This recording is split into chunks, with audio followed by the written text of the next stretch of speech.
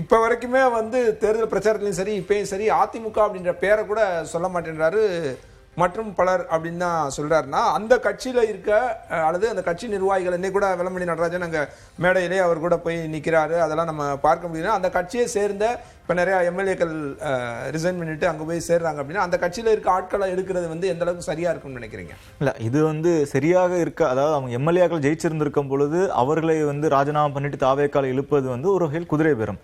ஏன்னா பெரும்பான்மை இல்லை அப்படின்றனால நம்ம குதிரை பேரம்ன்ற டேர்ம் யூஸ் பண்ணுறோம். ஒருவேளை அவர் 118 எடுத்திருந்தோம், 120 எடுத்ததற்கு பிறகு அதிமுக எம்எல்ஏக்கள் வாலண்டியர் ராஜினாமா பண்ணிட்டு சேர்றாங்கன்றப்போ அப்போ அவர்களுடைய தயவால் இந்த ஆட்சி அமைக்க வேண்டியதில்லை அப்படின்ற இடம் தான்.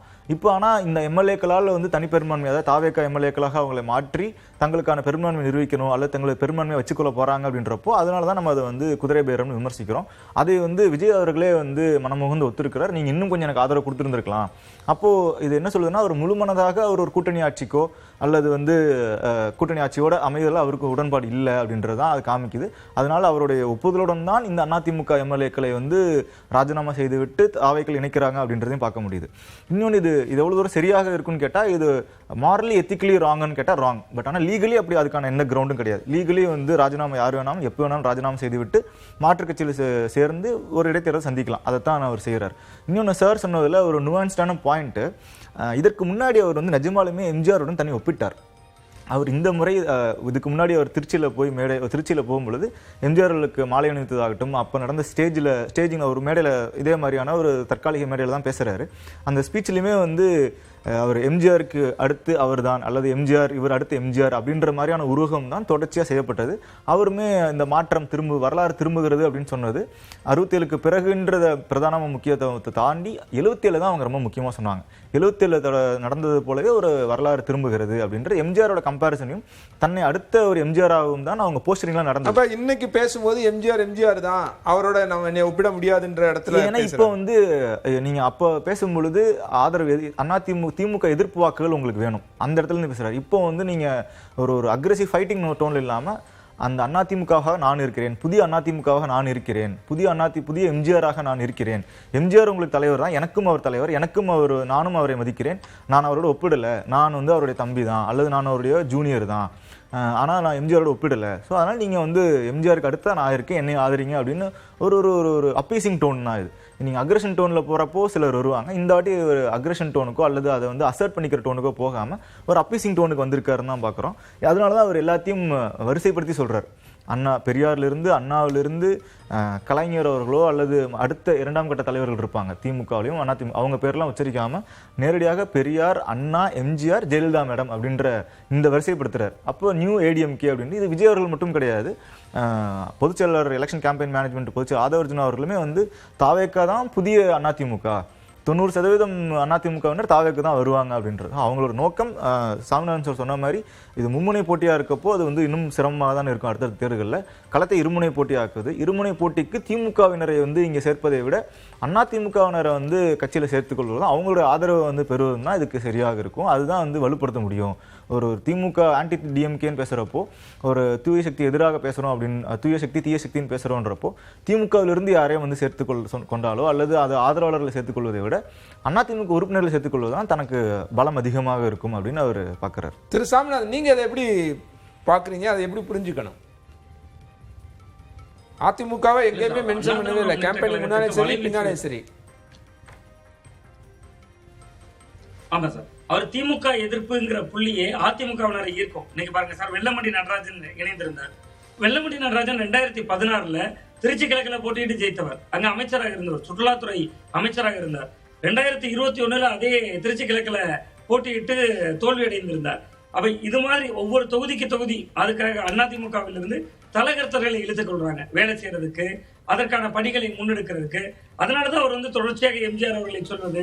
கிட்டத்தட்ட இன்னைக்கு அவர் 100 யூனிட் மின்சாரம் யார் கொடுத்தாங்க என்பதை சொல்ல வேண்டிய அவசியமே இல்லை. திமுக அதை பேசவே இல்லையே. கடந்த 15-20 நாட்களாக திராவிட முன்னேற்ற கழகம் நீங்க தகுதி நிர்ணயிக்கிறீங்க, 500 யூனிட்டுங்கிற அளவுகோல் வச்சிருக்கீங்கன்னு தான் பேசுறாங்க. 100 யூனிட் திமுக கொடுத்தாங்கன்னே அவங்க சொல்லலையே. 100 யூனிட்டை கொடுத்தது ஜெயலலிதா அவர்கள் அப்படிங்கிற இடத்தை அவர் சொல்ல வேண்டிய தேவை ஏன் வந்தது? அப்ப திமுக அதிமுக அந்த இருதுருவ அரசியலுக்கு மையப்புள்ளி திமுக எதிர்ப்பு தான் அதிமுகவோட ஓட் பேங்க். அதை தான் அவர் சொல்ல விரும்புகிறார். அந்த இடத்துக்கு நான் வந்துட்டேன், எல்லாரும் என் பின்னாடி வந்துருங்க, நான் அந்த இடம் தான் சொல்றேன். இது அதிமுகவில் இருக்கக்கூடிய தலகர்த்தர்கள் தங்களுடைய எதிர்காலத்தை பார்க்கறாங்க. ஆனா நிச்சயமா அப்படி கிடையாது. தமிழக வெற்றி கழகம் தன்னுடைய எதிர்காலத்தை பார்த்து அவர்களை இழுக்கிறது. அது வந்து தலகர்த்தர்களுடைய எதிர்காலம் இல்ல. அது இவ்வளவு நெருக்கடிகளுக்கு மத்தியில, இவ்வளவு சூழல்களுக்கு மத்தியில அதிமுக 47 இடங்கள் ஜெயித்திருக்கிறது. அப்ப அந்த இயக்கம் வலிமை பெற்றால், இன்னும் பலம் பெற்று விட்டால், இது கடைசி வரை மும்முனை போட்டியாக தான் இருக்கும். 1 கோடி ஓட்டு அதிமுக வாங்கிட்டாங்க. சோ அந்த வந்து நம்ம வந்து ஒரு ரொம்ப அண்டர் எஸ்டிமேட் பண்ணோம். களத்தில் இல்லாதவர்கள் மக்கள் 1 கோடி வாக்களித்திருக்கிறார்களே. நீங்க திமுக அதிமுக 2 பேருக்கு இடையில தான் போட்டின்னு விஜய் சொல்றாரு. அப்ப விஜய் பேச்சை கேட்டுதான் 1,70,00,000 மக்கள் வாக்களித்திருக்காங்க. அப்ப அதை முற்றாக நிராகரித்தவர்கள் 1 கோடி பேர் இருக்காங்களே அதிமுக போட்டவங்க.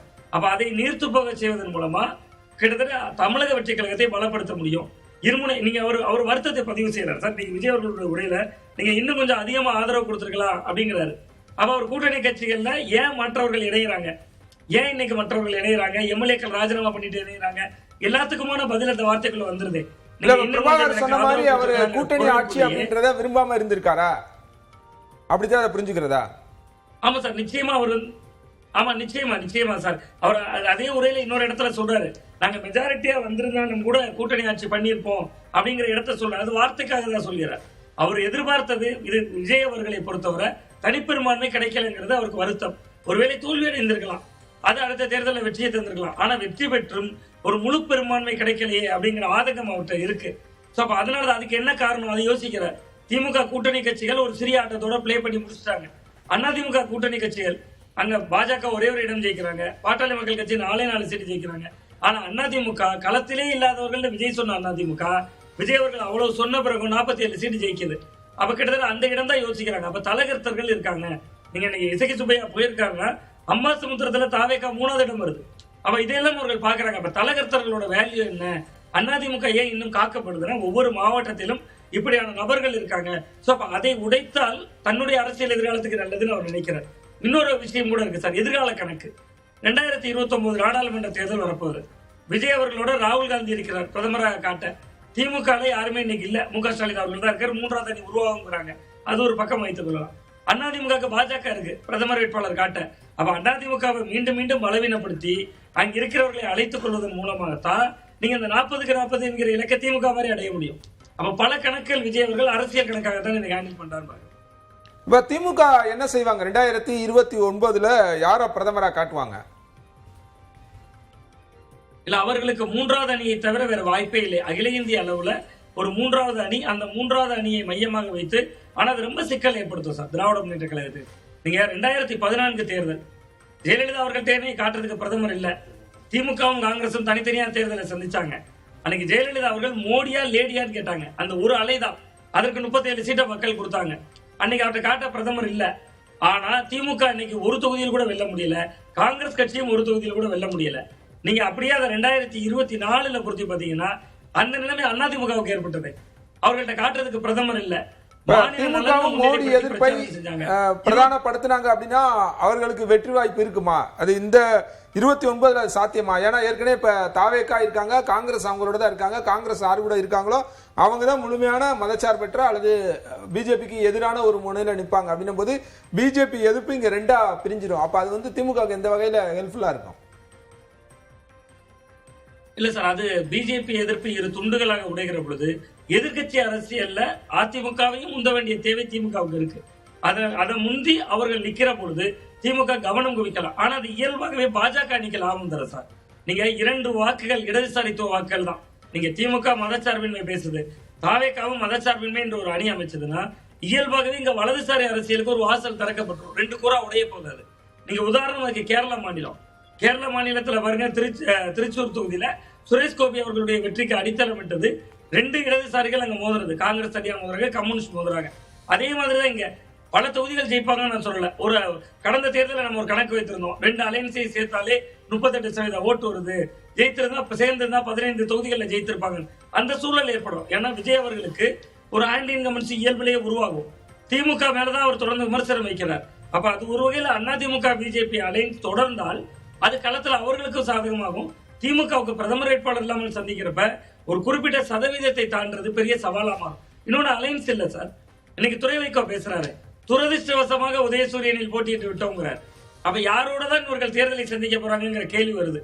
நீங்க துரை வைகோ அவர்கள் முதல்வரை சந்திக்கிறார், அங்க பொன்னாடை கொடுக்கிறார், திருச்சிக்கு வந்தாருங்க மாநிலத்தினுடைய முதல்வர், நான் வந்து திருச்சியினுடைய நாடாளுமன்ற உறுப்பினர், அந்த அடிப்படையில் போர்த்தினேன்னு சொல்லி கடந்து போயிருக்கலாம். துரதிருஷ்டவசமாக உதயசூரியனில் போட்டிட்டு விட்டோங்கிறார். அப்ப திமுக கூட்டணியும் இல்லாமல் அது 2014 தான் நினைவூட்டுது. 2014 அவங்களுக்கு அப்படிதான் நிலைமை ஏற்பட்டது. சோ அந்த நிலைமையை தான் திமுகவுக்கு ஏற்படுவதற்கான வாய்ப்பு இருக்கு. பட் எதிர்கட்சி அரசியல்ல அதிமுகவையும் பலவீனப்படுத்தி தாவேகா எதிர்ப்பு ஆன்டி இன்கம்பன்சியை உருவாக்கினா திமுக அதுல மாநில நலனை முன்னிலைப்படுத்தி தேர்தலை சந்திக்க வாய்ப்பு.